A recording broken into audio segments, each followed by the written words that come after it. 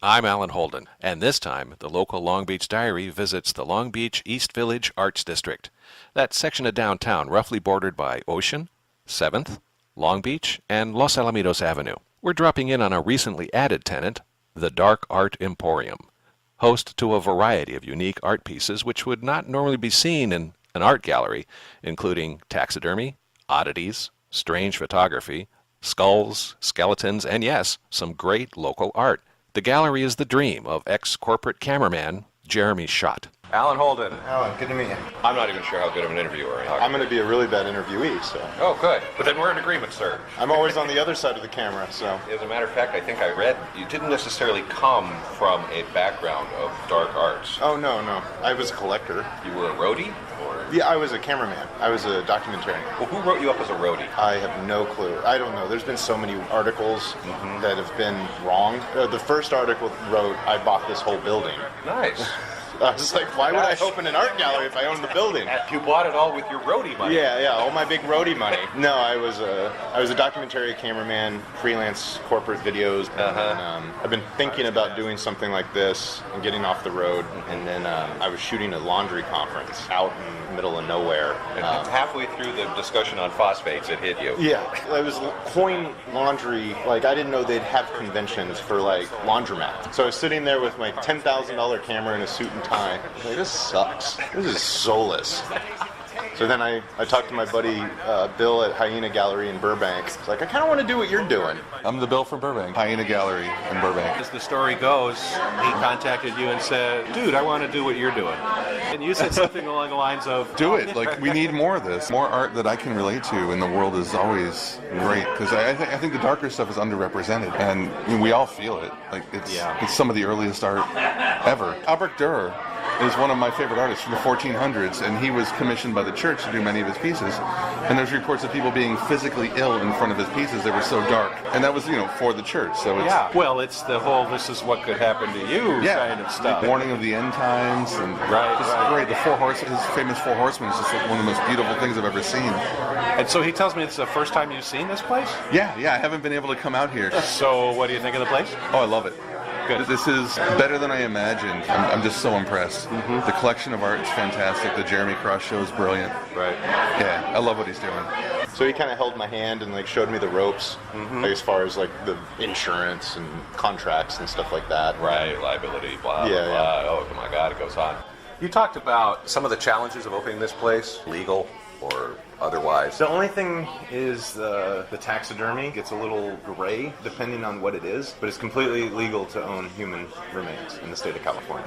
There's certain states I can't ship to, like Georgia and New York and Alabama, I think. The real human skull. Completely legal. Does it matter the source? Well, I mean, yes. I mean, my source is Tip Top. Like, she had a shop in Berkeley for years and just moved to Los Alamitos with a warehouse. So I go to her and like she tells me all the laws and everything like that.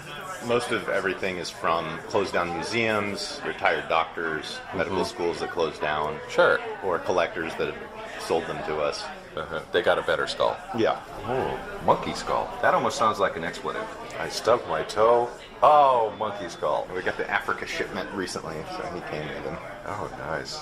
The Dyak skull right now is the one that I love. This is one of those that should be in a museum, but he's for sale. The Headhunters trophy, probably from the 60s. The Dyak tribe is from Borneo, and when they headhunt, they then bind the skull and paint it and carve it, and that's their trophy. It looks like it's bronze. It's a real skull. He's real. And so this patina is a product of what they do? I mean... Yeah, after they cut off the heads. I was reading about it. In Borneo, they were having trouble with a different tribe. Right. The Dyaks were told, don't headhunt anymore. Yeah, it's not cool anymore. It's not cool anymore. And then they started having trouble with, like, another part of the country, and they were like, go on, go headhunt So we think this is where he's from. And so they help to resolve their own conflict by saying, well, one or two headhunting is okay. You know, I was looking at that, and I thought that it was some sort of metal casting. Yeah, no, that's a real human skull. Wow. Monkey skull, that's amazing. This is Lucy from the TV show Dr. Kildare.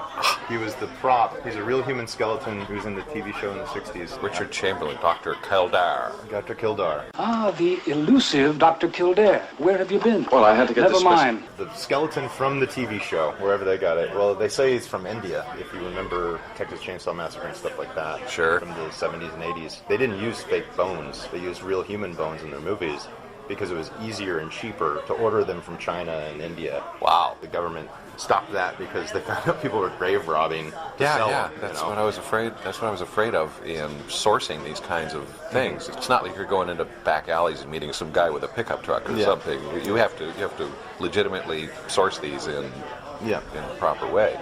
Yeah. So he's a little beat up. Let me take out my next butterfly. They are mounted and framed exotic insects. These are all real specimens. Yes. A lot of them come from Asia and. Is that a walking stick? Yeah. It's a stick bug. He's huge. And he's real. Yes, and he's real. Everything's real. The Atlas moths, largest moth in the world. This is unique art from local. I've got everything from guys down the street to Asia, Japan, from Russia, from the Ukraine, Los Angeles, East Coast. It's not just local. Is that Kelly Hutchinson? Also known as Dark Vomit. Yeah, he's in San Diego. He's fantastic. I love this stuff. Sad Girl is Naomi. She's a tattoo artist in Fullerton. Do you think you might serve as a genesis or inspiration for people that are looking for tattoo artwork? Probably, yeah. I mean, lowbrow comes from tattoo, and I have a lot of artists in here that are tattoo artists. It's all kind of in the same. Yeah, but one could argue that some of the more recent tattoo activity has been crossing over into other genres. Yeah. You've got a lot of folks who want fantasy art that has to do with pop culture. They want to enshrine their loyalty to certain franchises, on their arms and legs. Oh, for God's sakes, they have a tattoo of Bender from Futurama. I'm Bender, the lovable rascal. Just to be fair, there's some of that stuff out there too, I would imagine. Yeah, just art in general, I think, kind of goes hand in hand. Some of the artists, like if you look at Carrie Barba's pieces, like she's paints too, as opposed to just tattoos, and she's fantastic. At Outer Limits, Shea Bremis, who's got a place right down here on 3rd Street. A lot of galleries. Yeah, and he's got his space there, and he's a fantastic artist as well. And Carlos Torres, who's opening up the Promenade, I heard, and he's an amazing fine artist. So, tattoos or just art in general kind of goes together. I'm surprised you're not littered with work. Yeah, no, I have nothing. I have no tattoos. Yeah, I don't either. And all my friends do. All the bands I used to work with do. People that come in here are always tatted up, and I appreciate it. I never could think of what to get. Hello. Hello. How are you guys doing? Good, how are you? Can I talk to you for a sec? Sure. You are? Clint Carney. And you are? Emilia. And? Eric Swartz. I'm here at the Dark Art Emporium for the closing reception of Jeremy Cross's new art show, Degenerate. Good. Big fans? Yes. Yes, we came here to support Jeremy and all his great artwork. I have about 10 of Jeremy's pieces in my collection, but I'm also an artist too. I have work here as well. A dark artist? Yeah. Oh, that one's yours right there? Yeah, and then the blue and red one there in the middle, thumbs up. These are nice. Is this on wood? It is. So we have oil paints on a wood panel. How do we describe that? I guess if you had to describe it visually, you would say it was like a king or prince type figure with a traditional heart shape cut out of his skin of his face, peeled back to reveal the skull. Fun stuff. And the YouTube archive, we will have a picture. Excellent. That's pretty neat stuff. And the other one you've got up there, that's a naked lady. It's a naked lady laying on a pile of thinly sliced meat with her wrists cut open and a skull at the bottom. She's in repose. Yes. The last repose, I imagine. The anatomy is very impressive. Thank you. Thank you. Do you use models? I do, yeah. Well, sans the cutting part. Yeah. They're Otherwise, you'd be going through the models pretty quickly. Yeah, they need to serve other purposes, in their life, other than posing for my art. So. That's true. Well, if they're really into, the ultimate interpretation of some dark arts. Well, that's an adorable rat. Well, this takes taxidermy to a different level, I would think. Yes. Yeah, that's Lady Reanimator. She's a fantastic taxidermist, and she teaches classes here that we do about once a month. People love taxidermy. It seems like just a lovely Valentine's Day gift. You know? We have a lot of couples that do it as like a date night. Which one is your favorite stuffed rat? The stuffed rat. Taxidermy, I'm sorry. They're all so good, but I just can't say no to the pinhead rat. That is nice. It's got pins in its face. It's taken after that movie, isn't it? Hellraiser. It's the Hellraiser rat. Correct. I personally am, like the taxidermied rat that is reproducing the scene from The Shining, Yes. where Jack Nicholson bursts through the door. And instead of Jack Nicholson, it is It's a small dressed rat. small dressed rat. Yeah, like if you look in the reflection behind it, you can see he's even got a little axe next to him. That is very nice. No detail is spared with our taxidermied rat collection here. These are very good. That's the Divine, The John Waters character. the John Waters Divine taxidermied Pink rat. flamingos, yes. It's all very nice. And you got Krampus over here. Adorable. I'd have to say of all the taxidermied rat in artistic display, Yes, out of all the ones that exist, this is my favorite. Yes. I rotate everything, but this is like usually the wall I reserve for all my really favorite stuff at the moment. Stanislav, he's from the Ukraine, lives in Los Angeles now. He has cerebral palsy. Sure. The fact that he turns it into art just blows my mind. It's an expression of both what he thinks and how he feels, and the style is really who he is and what ails him. He's great. You can see all four of those things. Did I say four things? I think so. Okay. This is our solo show, Jeremy Cross, local artist. you are. I'm Jeremy Cross. Your stuff right here? Yep. This is good work. That one, kind of a self-portrait? Yeah, version of a self-portrait, yeah. We're looking at a painting that's done on wood, I think. Yep. I was just educated as to what pyography was. The etchings that are around the outside. Burned into the wood. How long does something like that? That piece took about 3 months total. Wow. Yeah, a lot of layers in that one. What do you hate being asked? My least favorite is what does it mean? Because I feel like it's cheating. I know it's your job, damn it. You're the other half of the experiment. I make it and you have to experience it. Well, it's because I'm too dumb to think of my own questions, really. I was hoping you would come up with your own. You know, for some reason, there's an attractive element to them. I personally take some measure of enjoyment from them. I don't know whether or not I should question myself for that. Well, it's all based on hedonism, man. It's all based on pleasure. So if you're enjoying yourself, then I win.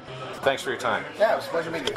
Oh, a library. Art books, books about death, crimes and punishment, all kinds of weird stuff. Vinyl records of old movie soundtracks, horror soundtracks with like limited art. Tarot cards, one of the big sellers, how to talk to your cat about gun safety. Of course. Just the other day, I saw a cat mishandling a BB gun. They're never too young to start talking to him about it. You really need to talk to your cat about gun safety. I have this shelf.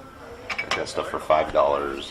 Everybody can have something to take home. A keychain or a bottle opener. Or if you just happen to have $1,200 lying around, you can get An antique papier-mâché penis. an antique papier-mâché penis, which looks like it was used in class. Oh, yeah. No, if you open it up, there's numbers on the Oh, yeah. What was the old models? Visible man, visible. It's a visible penis. a visible penis. You can open it up and see how the insides work. Yeah, we have lots of penises here. This is a raccoon penis bone. Really? Yeah, baculum. Watch your mouth. Then I've also got a walrus penis. Oh, wow. I have a newfound respect for female walruses. Yeah, he's a popular walrus. It's heavy. It feels like a club. You know, even if there was some secret dark arts club, you wouldn't tell me about it. No, there is not one. If there is, I haven't been invited yet. Oh. I haven't been in the game long enough to be invited. Be invited into the secret dark arts Emporium association of, If there is, of skeleton mongers. It'd be very cool. Yeah, you can't share the secret handshake with me like the Simpsons, the stonecutters. Yeah. Who holds back the electric car? Who makes Steve Gutenberg a star? We do. We do. Well, that's a shame. I was hoping my status as community radio interview guy. The place is fascinating. You know, the artwork is mesmerizing. There seems to be, especially in the library, there's a focus on death and the dark arts and tarot and stuff, and of course the tongue-in-cheek. But you, just from my own judgment, are a surprisingly non-goth, non-depressed, non-death oriented person. No. It's supposed to be fun. Art, and, we're only here for a short time, so celebrate it. Right. Have fun with it. You really can't focus on the unknown after. You're here and now, so just dig it. Yeah, have fun with it. Grab the walrus bone. Have fun with it. Have fun with the walrus bone. Jeremy, thanks so much for your time. Yeah, thank you. Appreciate the heck out of it. I'm going to let you get back to your customers. Okay. The Dark Art Emporium is on the corner of 3rd and Elm, near the Long Beach Art Walk. For details and upcoming events, workshops, and shows, visit www.darkartemporium.com. For KLBP, Low Power FM, the Long Beach Radio Project, I'm Alan Holden.